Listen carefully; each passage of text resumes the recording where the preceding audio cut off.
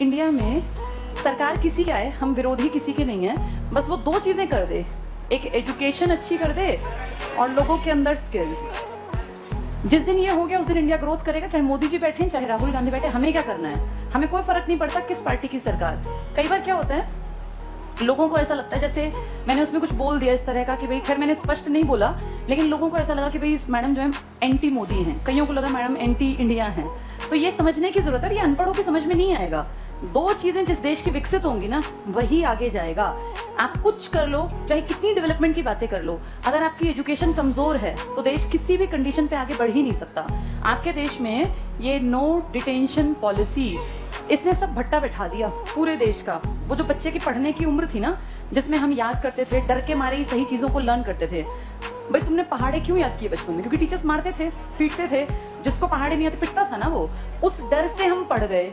इंसान की फितरत है, हम 200 साल गुलाम रहे हैं, बिना डर के काम करना हम भूल चुके। आज भी तुम्हारे सिर पे पेपर आता है, तुम्हारी पढ़ने की स्पीड यही रहती है, बढ़ जाती है। अब क्यों नहीं है उतनी, जबकि तुम्हें पता पेपर तो आना है। हमारी आदत बहुत खराब है, हमारे ऊपर प्रेशर होगा तो हम काम करेंगे। और एजुकेशन पे से तुमने प्रेशर बिल्कुल खत्म कर दिया इस पॉलिसी के चलते, नो डिटेंशन पॉलिसी, जिसको कह दिया कि भैया कोई कितनी क्लास तक फेल नहीं करना। तुम लोग याद करो अपना बचपन, जैसे किसी भी चीज को अपने से सोचा करो। ये कागजी बातें नहीं है, ये सिर्फ किताबों में नहीं लिखी। 8वीं तक बच्चे का दिमाग बहुत शार्प हो जाता है, क्योंकि वो चीजों को, बहुत सारी चीजों को वो सीखता है, और सीखने के अलावा बहुत सारी चीजें रटनी भी पड़ती हैं। अब टेबल सीखने होते हैं, रटने पड़ते हैं। भाई 18 7 सीखने की क्या बात है? इतना पता है कि 18 7 टाइम्स 18 7 आर, कि भाई 18 गुणा 7 करेंगे तो आंसर ये आएगा। ये मल्टीप्लाई करके देखना तो है सीखना, भाई समझ लेना। लेकिन 18 को 7 से मल्टीप्लाई करें तो आंसर क्या आएगा, ये तो रटना भी कुछ चीजों का जरूरी है। जैसे कई बार हम सोचते थे कि रटना ना पड़े ऐसे चीजें, लेकिन फिर जब टीचिंग के एग्जाम्स वगैरह में पढ़ा, टीचिंग के 2 साल, तो पता चला कि नहीं, कुछ चीजें रटनी पड़ती हैं, कुछ चीजों को आप समझ नहीं पाते, बहुत सारा ज्ञान नहीं, लेकिन रटने से भी आपके दिमाग का एक पार्ट सीखता है और वो शार्प बनता है। हर चीज को नहीं रटना, जैसे पॉलिटिक्स को, इकोनॉमिक्स को नहीं रटना, साइंस को नहीं रटना, पर पहाड़े तो रटने ही पड़ते हैं। कुछ चीजें स्क्वायर है, क्यूब है, इनका क्या करना पड़ता है, रटना। बार बार पढ़ो, बार बार पढ़ो। अब ये 8th तक कुछ रटना और सीखना जरूरी नहीं है। अब सिर्फ आओ ना आओ, कुछ पढ़ो ना पढ़ो, तुम पास हो जाओगे। तो क्या बच्चे पढ़ेंगे? अब नहीं। 8th तक उनका दिमाग डंब हो जाएगा। और 9वीं क्लास, हम कितनी बार कहते हैं, लाइफ में सबसे इंपॉर्टेंट जो बच्चा रास्ता बदलता है ना, वो 9th है।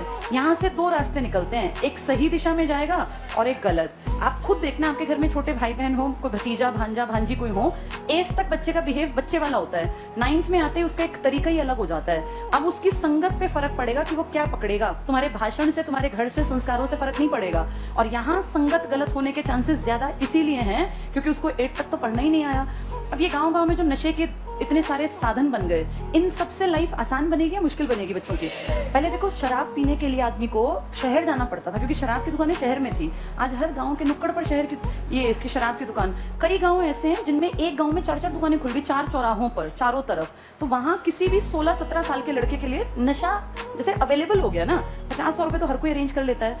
उस टाइम पे, जैसे आज से पहले देखें, जब हम इतिहास पढ़ते हैं, गांधी क्या नशे पर रोक लगाने के पक्ष में थे? क्या 1930 में गांधी ने औरतों को नहीं कहा था कि शराब की दुकानों को बंद करवा दो? उस टाइम में और अब के टाइम में क्या अंतर है? अब आपकी सरकार, हाँ, ये तो और ज्यादा खुल रहे हैं, क्योंकि इनसे सरकार को बहुत मोटी कमाई होती है।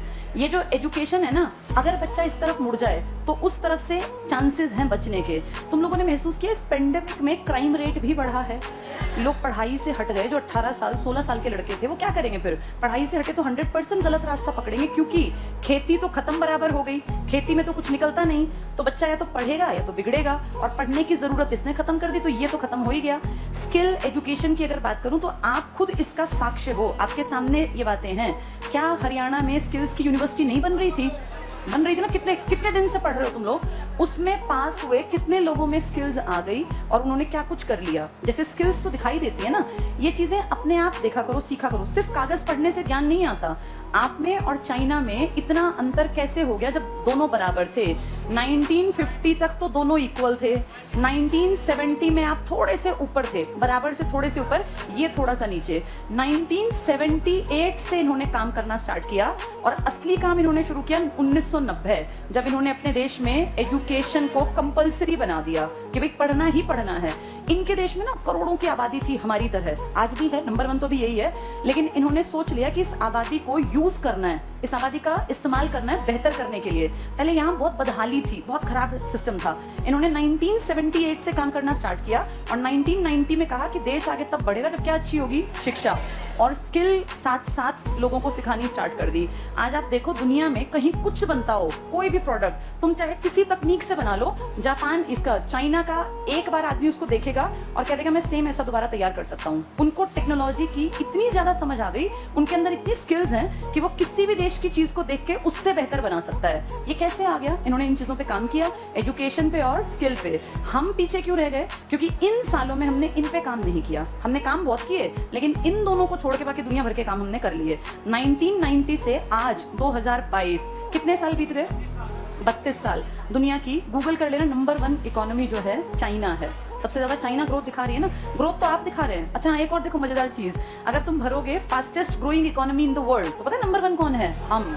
लेकिन उसकी सच्चाई तुम भी जानते हो कि वो आंकड़े किस तरफ इशारा करते हैं। जिन्होंने जीडीपी में ग्रोथ रेट दिखाई जो बहुत अमीर बन गए, लेकिन असलियत तो हम नॉर्मल लोग जानते हैं ना। गांव में किसकी इतनी आय बढ़ गई कि हम दुनिया की फास्टेस्ट ग्रोइंग इकोनॉमी है। ठीक है, आंकड़ों में हम बता देते हैं, लेकिन रियलिटी ऐसी नहीं है। और आंकड़े कुछ प्रतिशत लोगों के कारण बढ़े हैं, उनमें कुछ अमीर खानदान के लोग आते हैं। एवरेज आदमी, हम आम घरों में रहने वाले, तुम्हारे परिवार के लोग, इन पिछले 20 सालों में, इसमें कांग्रेस सरकार भी आ गई। जैसे कुछ लोगों ने कहा कि मैडम आप बीजेपी के विरोधी क्यों हो?